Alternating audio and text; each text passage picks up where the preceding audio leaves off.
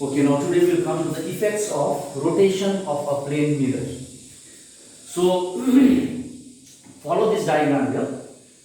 Now there are the alphabets given here. Number one is M1, M2 is the mirror, and when this mirror is rotated towards M1 dash and M2 dash, AO is the incident ray, NO is the normal. Again, N dash O is the normal, OB and OB dash is the reflected ray. Now, first of all, let us consider a mirror M1 and M2, and a ray AO is the incident ray which strikes on the reflecting surface M1, M2. Now, this ray of light is reflected back along OB, and O is the normal. So now from here, and AON is the angle of incidence, then BON is the angle of reflection. So now when the mirror is at a position M1 and M2, now what happens here? Let us find angle of incidence here. Angle of incidence AON equals to I. Angle of incidence is considered as I. Then angle of reflection BON equals to I. According to the laws of reflection, if the angle of incidence is I, then angle of reflection will also be I. So now you find the total angle here, AOB. Angle AOB equals to angle AON. That means AOB means AON plus angle BON. When you add it, you will get the entire angle here AOB. So angle AOB equals to angle AON plus angle BON. So AON equals to I, BON equals to I equals to 2I. So therefore, angle AOB equals to 2I. Now what happens? Now this mirror is rotated through an angle theta. This is derived from the Greek word theta. So this is theta here. Okay, now this angle is rotated towards M1 dash and M2 dash.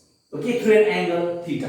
So when it is rotated through an angle theta, now the normal will also become N dash O. It is a new normal here. AO will be the same, incident ray will be same, normal will become N dash O, and reflected ray will become OB dash. Okay.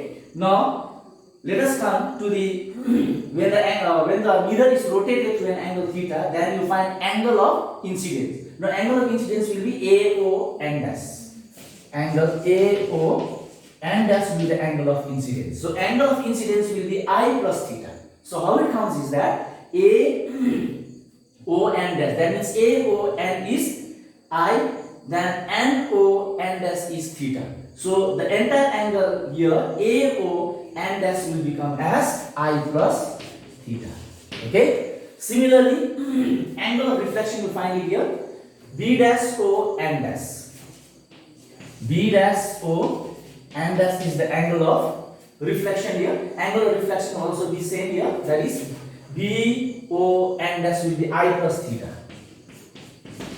Okay, I plus theta. Now you find the total angle here. That means AOB dash.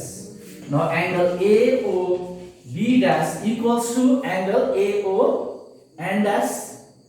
Angle AON dash plus angle B dash ON. Sorry, B dash ON dash. B dash ON dash. So AON dash is I plus theta. Then BON dash will also be I plus theta.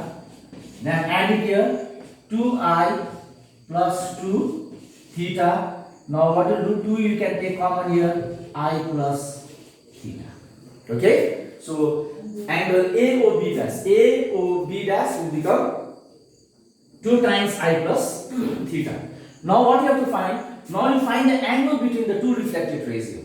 So angle between the two reflected rays will be BOB dash.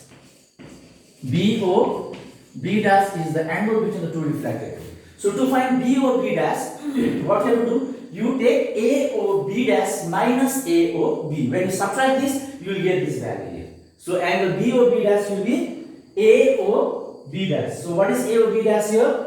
Twice I plus theta minus then AOB. AOB you got it here. Twice I, 2 times I. Then 2I. Remove the bracket here. 2 theta minus 2I. Okay, so 2I plus 2I and minus 2I will cancel here, equals to 2 theta.